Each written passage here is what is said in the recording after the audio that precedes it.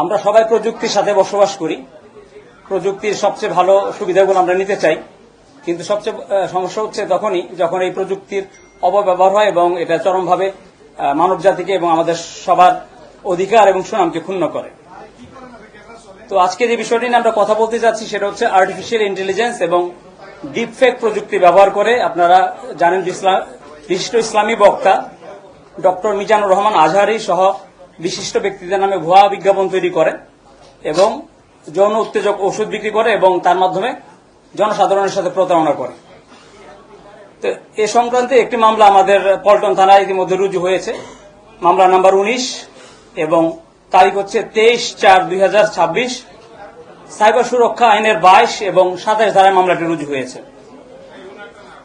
আমরা যদি অপরাধের ধরন সম্পর্কে জানতে চাই, সেটা হচ্ছে এই যে আপনার আর্টিফিশিয়াল ইন্টেলিজেন্স এবং ডিপফেক যে প্রযুক্তি আছে, এই প্রযুক্তির মাধ্যমে এই যে বিশিষ্ট ইসলামী বক্তা ডক্টর মিজানুর রহমান আজহারি ওনার ছবি, ভিডিও, কণ্ঠস্বর এগুলো নকল করে তারা এসব বিকৃত ভিডিও তৈরি করেছেন এবং এইসব ভিডিও দেখলেই মনে হবে একদম অবিকল যিনি মিজানুর রহমান আজহারি সাহেব নিজেই বক্তব্য রাখছেন এবং তাতে তিনি এই যে যৌন উত্তেজক যে সকল ঔষধ আছে তার প্রচারণা চালাচ্ছেন এবং এ সকল ভিডিও তারা আপলোড করে বিভিন্ন ওয়েবসাইটের মাধ্যমে প্রচারণা চালিয়ে এই ওষুধগুলো তারা বিক্রি করছেন।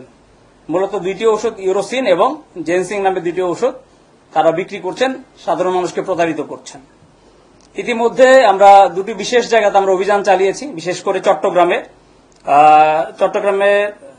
বাইজিদ বোস্তামি থানাধীন শেরশাহ কলোনির ঈদগাহ মাঠের পাশের একটি বাসা, যেখানে আমরা অভিযান চালিয়ে 9 জনকে আমরা গ্রেপ্তার করেছি এবং সেখান থেকে বিপুল পরিমাণ ইলেকট্রনিক সরঞ্জাম, বিশেষ করে ল্যাপটপ 11টি ল্যাপটপ, স্মার্ট মোবাইল ফোন 13টি, ফিচার মোবাইল ফোন 34টি, পেন ড্রাইভ 2টি এবং 21টি সিম কার্ড আমরা সেখান থেকে উদ্ধার করতে বা জব্দ করতে সমর্থ হয়েছি। মূলত এটি ছিল একটি কল সেন্টার এবং তাদের এই যে অবৈধ ব্যবসা পরিচালনার একটা হাব। এবং আপনারা জানলে অবাক হবেন যে তারা ওই যে প্রচারণা যেটা চালাতো হচ্ছে চট্টগ্রাম থেকে, কিন্তু এই যে মালামাল যেগুলো ডেলিভারি করতো বাংলাদেশের বিভিন্ন জায়গা থেকে, বিশেষত ঢাকার মোহাম্মদপুর থেকে। এবং এরই অংশ হিসেবে আমরা ঢাকার মোহাম্মদপুর থেকে আরো একজনকে আটক করি যে গোডাউনের দায়িত্বে ছিল এবং মূলত কুরিয়ার সার্ভিসে, অর্থাৎ দুইটি কুরিয়ার সার্ভিস, মূলত স্ট্রিট ফাস্ট এবং পাঠাও দুইটি কুরিয়ারের মাধ্যমে এই যে যারা এর অর্ডার করতেন মালামালগুলো, তাদের কাছে এই মালামালগুলো মূলত পৌঁছে দিতেন ক্যাশ অন ডেলিভারিতে। সেখান থেকে আমরা একজনকে আটক করেছি এবং বিপুল পরিমাণ এই যে অবৈধ যৌন উত্তেজক যে ঔষধ সেগুলো আমরা জব্দ করেছি। আর এর সাথে যাদেরকে আমরা গ্রেপ্তার করেছি ইতিমধ্যে 10 জনের কথা আমি বলেছি। এই 10 জনের সবারই বয়স হচ্ছে আপনার 19 থেকে 24-এর মধ্যে। এর মধ্যে প্রধান যিনি ব্যক্তি সারাবাত হোসেন, অর্থাৎ অর্গানাইজার, সে হচ্ছে মূলত প্রযুক্তি সম্পর্কে তার সামান্য পড়াশোনা আছে এবং সে ওয়েব ডিজাইন করতে পারে। ফেসবুক সহ বিভিন্ন সামাজিক যোগাযোগ মাধ্যমে এই প্রচারণাগুলো তারা চালিয়ে থাকে। আর আরো একজন গুরুত্বপূর্ণ ব্যক্তি হচ্ছে সাফায়েত হোসেন শুভ, যে মূলত এই যে ডিপফেক এবং আর্টিফিশিয়াল ইন্টেলিজেন্স ব্যবহার করে এই মিজানুর রহমান আজহারির যে প্রচারণা সেগুলো তারা তৈরি করেছে।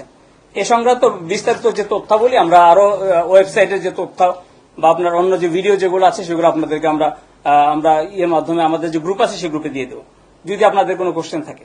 আসলে এটা তদন্ত মাত্র আমরা শুরু করেছি। আমরা ইতিমধ্যে 10 জনকে গ্রেপ্তার করেছি মূলত দুইটি জায়গা থেকে। আমি আপনাদের বলেছি যে চট্টগ্রামের থেকে আমরা 9 জনকে গ্রেপ্তার করেছি, তাদেরকেও আমরা প্রাথমিকভাবে জিজ্ঞাসাবাদ করছি এবং দুইটা কুরিয়ার সার্ভিসের নাম এসেছে, স্ট্রিট ফাস্ট এবং পাঠাও। তাদের কোনো সম্পৃক্ততা আছে কিনা এটা যাচাই বাছাই এবং অন্যান্য তথ্য প্রমাণ পাওয়া সাপেক্ষে বলা যাবে, এই মুহূর্তে বলা যাচ্ছে না। এখনো পর্যন্ত আমরা ওরকম কোনো মামলা, তাদের ইতিপূর্বে কোনো মামলা জড়িত ছিল এরকম তথ্য পাইনি।